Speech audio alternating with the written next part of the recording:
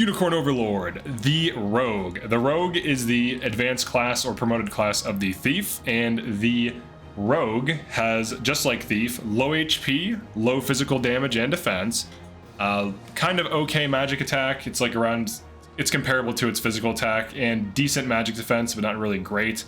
It has great accuracy, really high evasion, decent crit rates, as well as high initiative. So it's an avoid tank utility that is frail to true attacks and high accuracy attacks.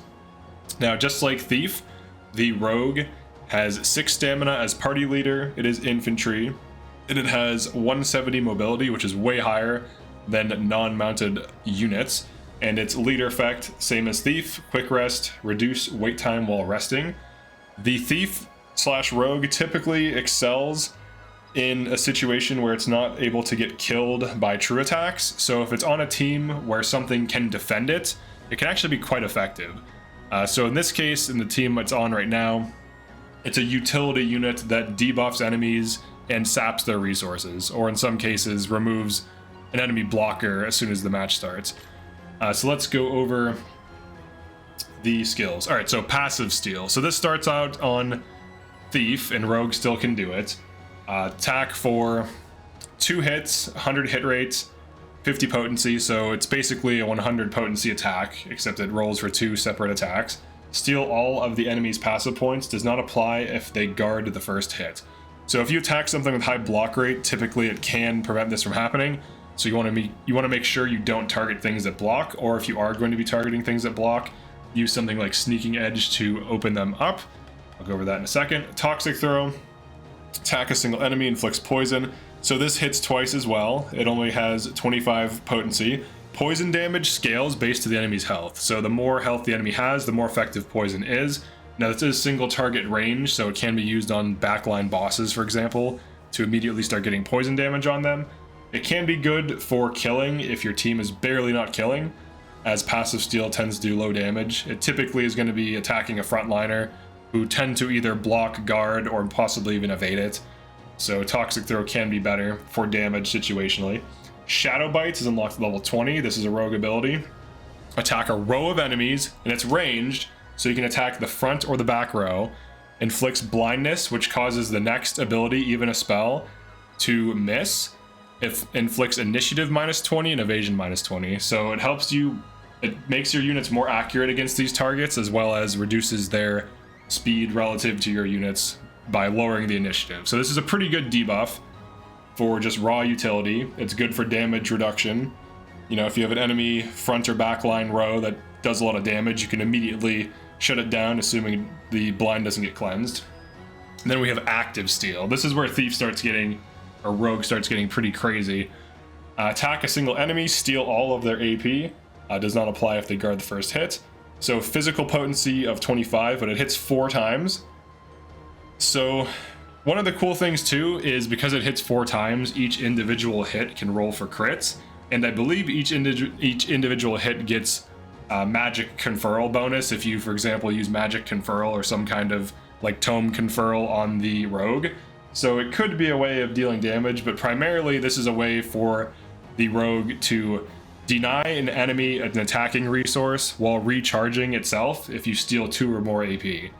So the nice thing about this is if you opening move this, steal like 2 AP from an enemy, you can basically disable it in a way and attack again. So it's almost like a free attack in most situations, as long as you just do it once or twice. And then of course we have evade. Evade a single hit, activates before being attacked. This is like a standard Thief ability. Sneaking Edge, so activates at the start of battle.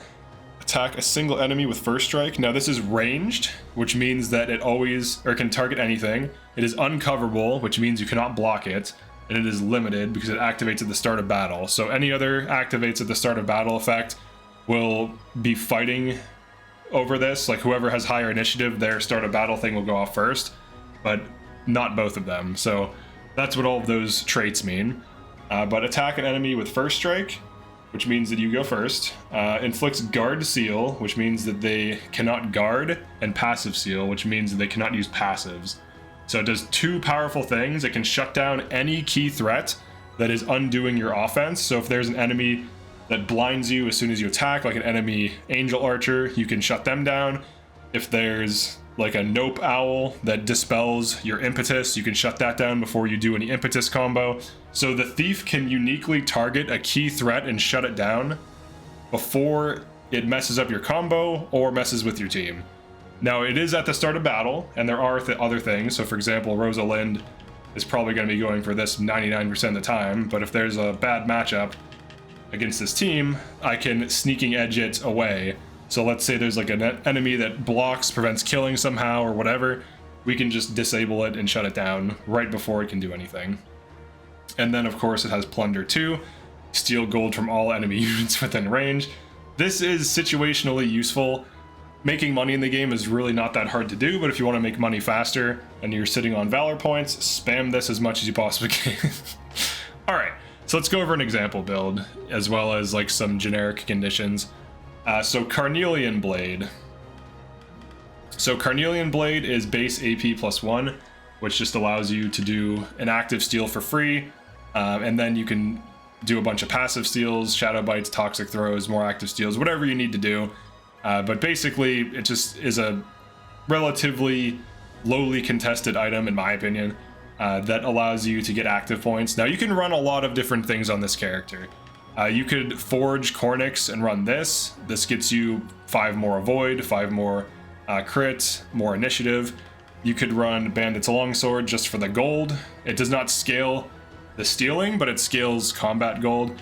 You can run Runic Sword to magic attack key targets. You could run Hailstorm to freeze key targets with a true attack, which is kind of crazy. You can run this before you get to a high enough level to to active steal to just reduce enemy active points. You can use Barbarian's Mites to force things to fight the thief, especially if there are other frontliners and they don't have multi-hit. You can go for a Leaping Slash build if you want to try to kill. You can set things on fire, you can poison things.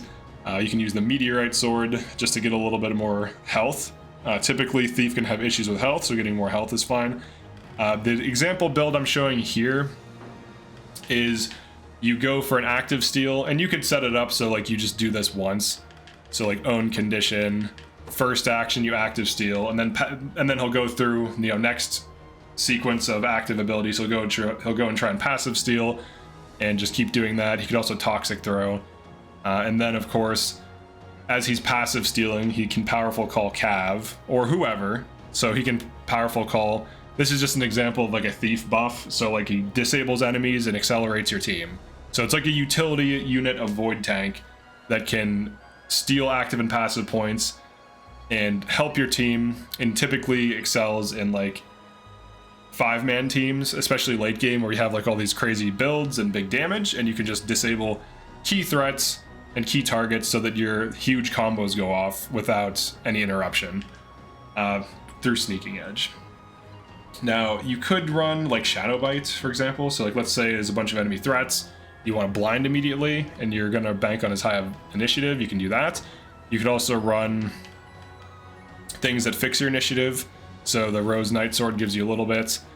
Pretty sure there's other swords that also increase it, so this gives you 3. You can go for crits on the Thief. I find that Thief's damage is really not that high. It's better off running some kind of utility thing and going for just like shutdown more so than damage. It can deal chip damage, but it shouldn't really be focusing on damage. In the example build, I have max AP from a pretty cheap item for late game. Carnelian pendants are all over the place late game, and the blade is pretty easy to acquire. Royal Scarf is literally a generic item that you can buy in the Angel lands and in the Furry lands. It's evasion +30. It allows you to evade pretty much every non-true attack with ease. And then of course, Dancer's Bracelet, also a very cheap item. You can use this to focus on key things. Now the nice thing about Thief is it could also do other things. It could be an impetus user. So for example, if it opens, like let's say if you want to do like a more specialized build, you could give it like a plume so it has insanely high initiative. So for example, give him like a Raven plume. All right, so 58 initiative, so he could open. Let's say he opens with a passive steal, and then he could go for like an impetus. So he could impetus off of passive steal. Now in this particular setup, he only really needs to steal 1 passive point, which you could easily set it up so that he does this. You could also give him something else that just gives the passive point if you want to impetus right away, so you don't have to worry about stealing it. But he could be like, you know, an impetus bot, damage boost bot, a poison, a burn bot, a crowd control bot, a blind bot with shadow bite. You can 2-time shadow bite. You could just do like row with most combatants and just spam this.